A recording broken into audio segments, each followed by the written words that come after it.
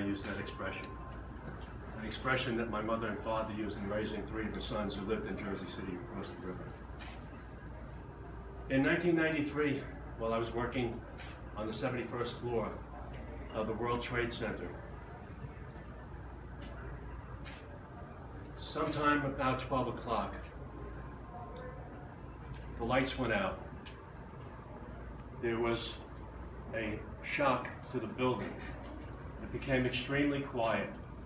All the electricity had gone off, and it was so quiet, I think I could actually hear my heart beat. I had no idea what was going on. I had not left the office earlier for lunchtime in order to join others who were celebrating a party. One of the consultants and contractors was leaving the Port Authority and was going to go on to another business. I didn't know what happened, but being the type of person I am, I thought everything was going to be all right. This is 1993, February 26th.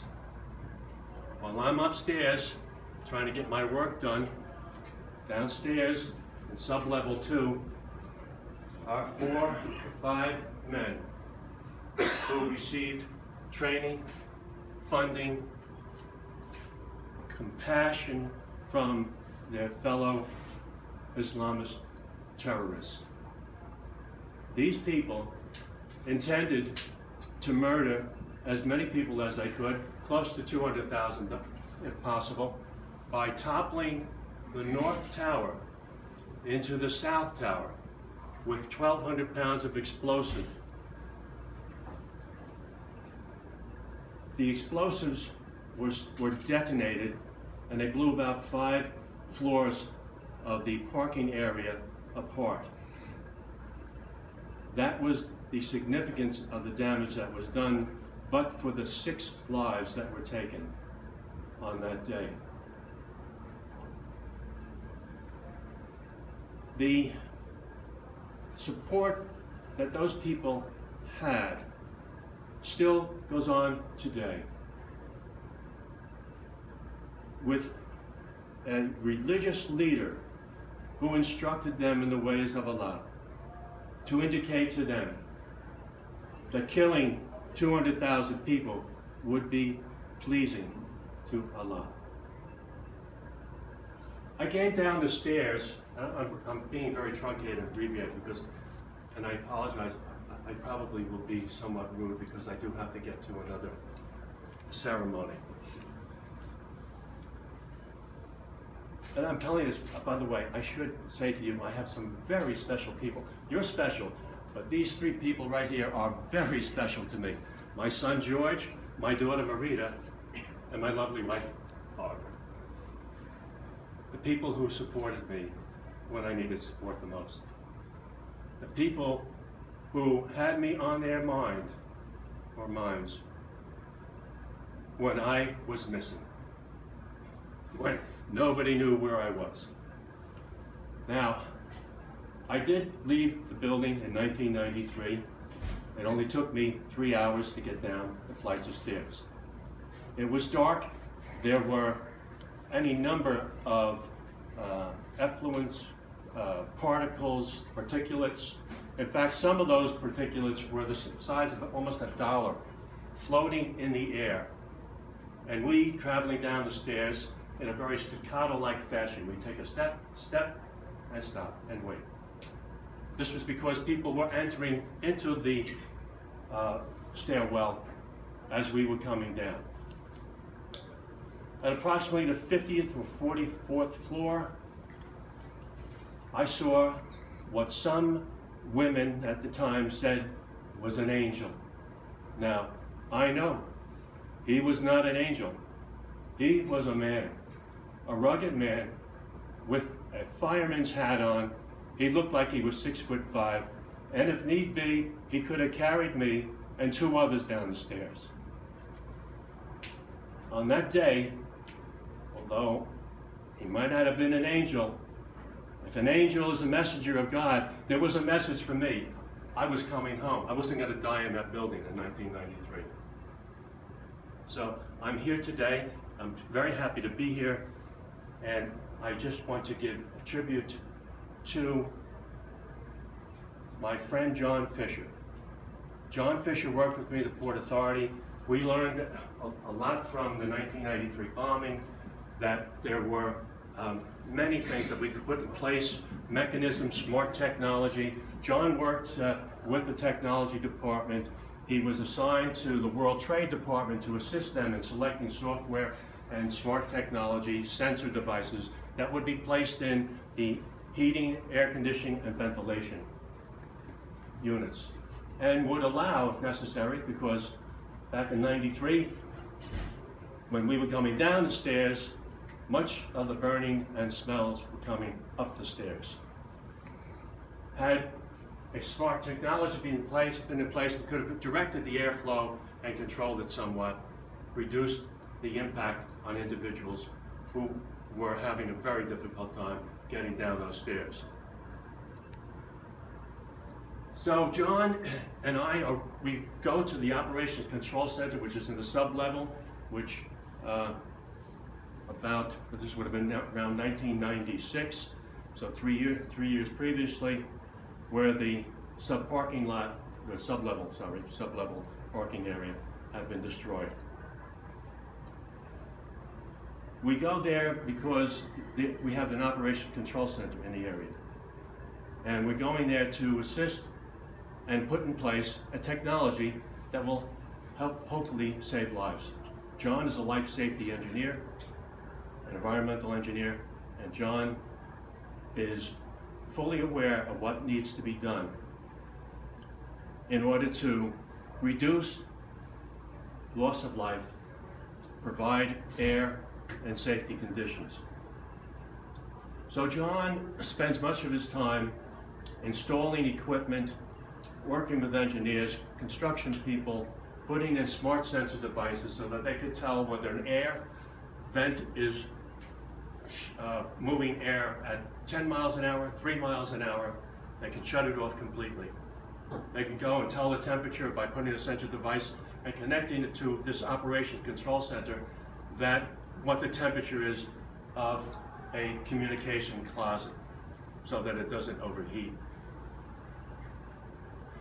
John gets to know many of the people in the Operations Control Center. They are somewhat dependent upon him. He becomes a teacher, a trainer, instructing them how to use the software, the applications that are on their computers, not necessarily how to read instruments, but the importance of instruments and the ability to tell when there's a problem. In 2001, on 9/11, John and a co-worker leave World Trade Center 1 from the parking area. They're headed to Staten Island. It was probably 10 minutes after 8. They get pretty close to the Holland Tunnel, and they understand that the building has been struck by a plane. They had no idea what size plane, what kind of plane. Like most of us probably thought it was a single engine, some type of non-commercial airplane. John and a co-worker get into not quite an argument, but a heated discussion about returning to the building. John wants to come back to the building. John thinks that he can help people. He knows the software, he knows the technology. If there's a problem that somebody has, he can probably fix it, even if it was a problem moving a little hand mouse or moving some type of joystick. John and a co-worker turn around. John is dropped off in front of World Trade Center 1. John leaves the car, goes into the building, down into the sub-level from what I understand, and John is never seen again. John's body is likely part of the bedrock these days, and that's why, not too far from here, this is a holy place for me. This is a place of significance. Now, the tragedy of John's loss and the fact that 7 children could not see their father anymore is only not overshadowed, but brightened by the fact that this was a man who had chosen to serve the right king. If you had been in the building on that day in 2001, you would have been treated royally, because there was at least one person, and I know that there were hundreds and hundreds of others who did their job by thinking of others first and putting their life at risk. But John was there, and John was not there to maim, kill, destroy. He was there to help. He was there to serve. So I thank you so much for listening to my story and giving attention to me. You become part of my family when you listen to me talk. I appreciate that. Now, I think I have a couple of minutes, if you don't mind, and I would like to do something differently. And Sophie is going to tell me if it's not the wrong thing to do. But I have written some poetry, and I would like to share it with you. And if you don't mind, because we have somebody here by the name of Jeanette. Is that right? Lucy. Lucy, I'm sorry, Lucy. It's okay. It's okay. It's entitled The Moment of Matrimony. As you know, there was no escape for many people. And they decided that the best thing to do was to leave with fresh air in their lungs and maybe some blue sky in their eyes, as opposed to being melted. So, this poem that I wrote is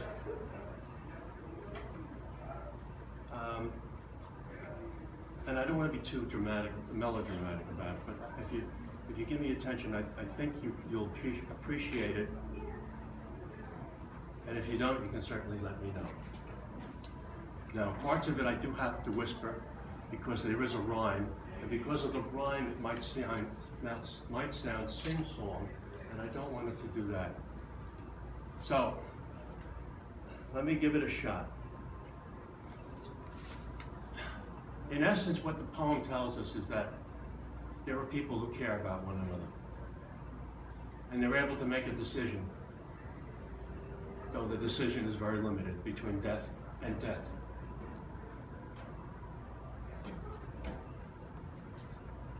It's called A Moment of Matrimony.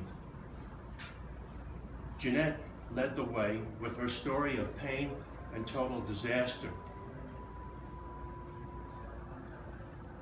Oh boy, I have to give you an introduction. This is something that I thought of. This poem came to mind while I was going through training with the 9/11 Tribute Center. And the 9/11 Tribute Center, and we were given classes and sessions, and then we had to follow or go on a tour, a number of tours, in order to make sure we knew what we were talking about. So Jeanette, in this case, is a tour leader. And from there it goes to a fantasy. Okay? Jeanette led the way with her story of pain and total disaster, thwarted by what she called individual luck, while others called it the plan of the master. She spoke of bravery and sisterhood, recounting a heartbreaking memory of those who chose escape from flame and poisonous fume by stepping out through glass to nothing but air, limited by life-taking decision-making. To choose to hold hands, to say I care, daring during a moment of doom, to declare one to the other, though my life be over too soon, our love will be a miniature masquerade. For from this minute until the ground, your fiery, flowering fragrance shall fill my senses. Let this portal parapet be our balcony. Let us reach to the moon. Let this be a sky-filled, cloud-free moment of matrimony with endless bound until death takes my life's last breath. Let heart's blood nourish this unbanned love into heavenly bloom. And my next poem is a poem that gives honor, I hope, to and tribute to Dennis Cross, Battalion Chief Dennis Cross. I met his wife in training, and his wife told me the story of Dennis and how he was not able to escape the falling of the building. Dennis, like so many others on that day, was not so much concerned about his own life as he was about the lives of people like you and me. As you know, we have a reflecting absence pool over in the memorial, toward the Memorial Center. And that's what this is about. It's called At the Sign of Cross. When I go over to the rail where the memorial pool is, where the reflecting absence pool is, I have to bow. I'm a taller man. I bow to put my hand in the water, and I take the water and I put it on the name of Dennis Cross in honor of his wife, Joanne, for I did not know Dennis. But to see the love that Joanne had for Dennis, he must have been a wonderful man. So, putting myself in a position, imaginary position of being like Joanne, I wrote this poem. At the reflecting absence pool, I thought about you. I remembered your battalion and honorable action as my fingertips slipped smoothly into the shallow, shadowed water beneath your name. I bowed to feel life in the calm, cool cleansing of a droplet that rippled into a wave that overflowed into thoughts of this world never being the same. The thoughts disappeared into rivulets of tears. I searched for solace in the water beneath your name. For a moment, tears were my opiate, a substitute for healing balm. How is it that you, being so honorable, so noble, are gone, and I remain?